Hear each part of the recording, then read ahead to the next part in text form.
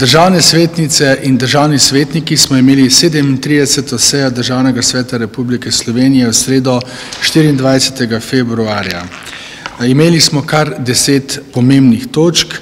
Morda bi iz teh izpostavil nekaj zanimivih, to je predlog zakona o spremembah in dopolnitvah zakona o referendumu in o ljudski iniciativi.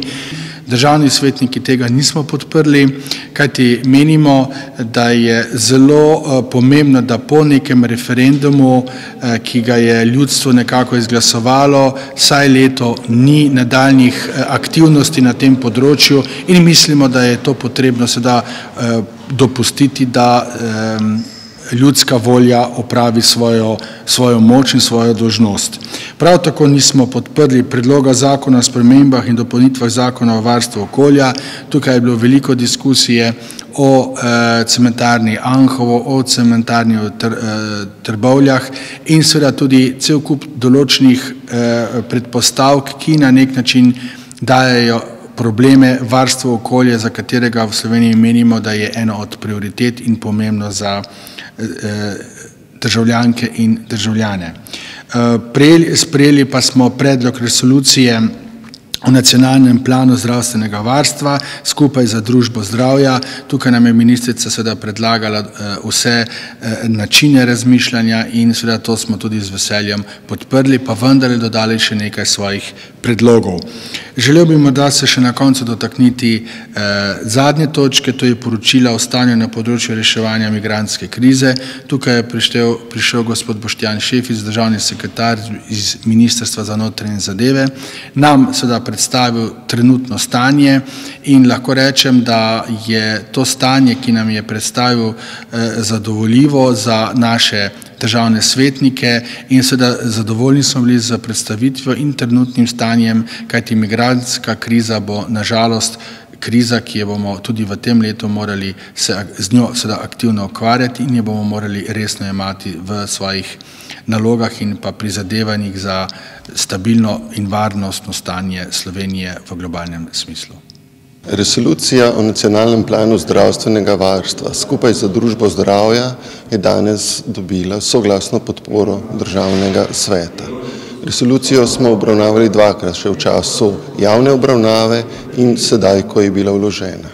Resolucija naslavlja bistvena vprašanja slovenskega zdravstvenega sistema, predvsem v luči zagotavljanja potreb pacientov, kakovostnega in vzdržnega zdravstvenega varstva, ki mora ostati dosegljiv, solidaren in omogočen vsem uporabnikom zdravstvenega sistema, kakor tudi zagotavljati dobre pogoje za delo izvajalcev zdravstva. Komisija za kmetijstvo, gozdarstvo in prehrano Državnega sveta podpira predlog zakona in spremembe zakona o kmetijskih zemljiščih, predvsem v delu, kjer se oziroma podpira v celoti, podpira mnenje oziroma predlog zakona, kjer se dovoljuje razširjen nabor gradnje enostavnih objektov na kmetijskih zemljiščih, predvsem podpira predlog, da se omogoča na kmetijskih zemljiščih gradnja čebelnjakov, kar do sedaj ni bilo dovoljeno. Nadalje dober predlog strani predlagatelja, da se poenostavljajo postopki pri nakupu in prodaji oziroma menjavi kmetijskih zemljišč za lokalno skupnost. Nekaj pripomb na sami seji za kmetijstvo je bilo podanih strani Kmetijsko-gozdarske zbornice, ki so bili strani odbora za kmetijstvo Državnega sveta tudi povzeti in jih podpirajo.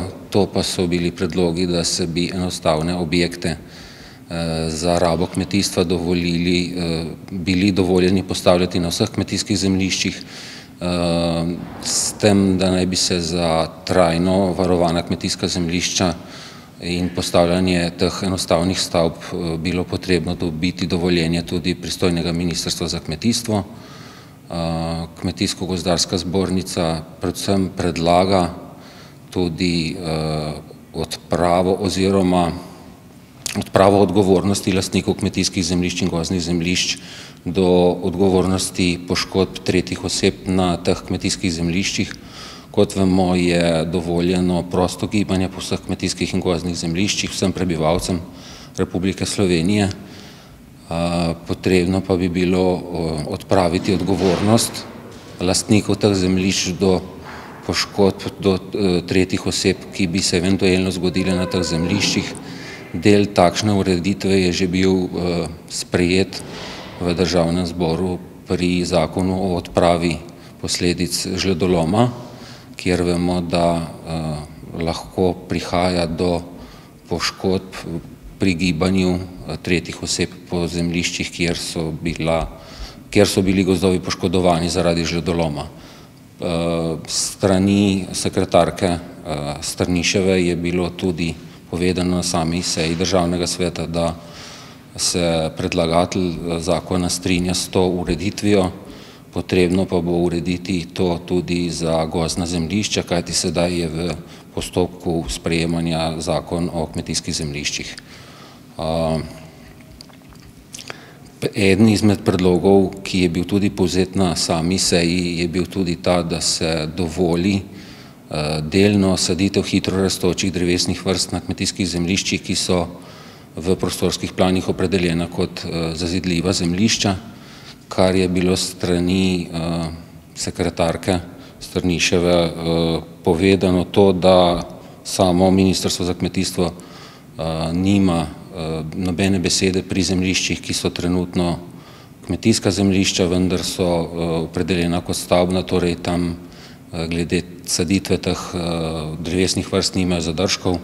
Poenostavljajo se hkrati z dovoljevanjem gradenj in poenostavitvijo postopkov pri prepisu se ureja tudi melioracije zemljišč, kjer se postopki skrajšujejo, istočasno pa se poenostavljajo postopki za lokalno skupnost, kjer naj bi lokalne skupnosti ob spremembah občinskih prostorskih načrtov določile tudi trajno varovana kmetijska zemljišča, na katerih pa gradenj v obdobju 10 let po sprejemu občinskega prostorskega načrta ne bi bile dovoljene.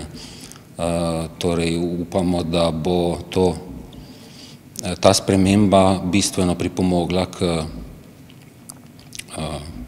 ureditvi stanja in pospešila oziroma omogočala kmetom lažje kmetovanje na lastnih zemljiščih.